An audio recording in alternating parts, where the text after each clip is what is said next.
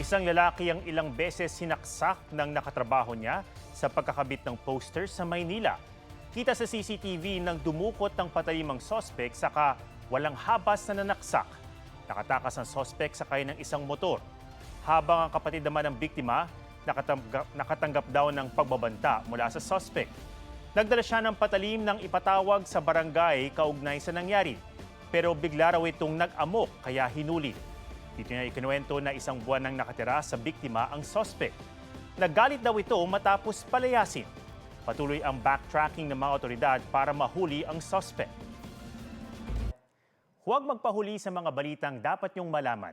Mag-subscribe na sa GMA Integrated News sa YouTube.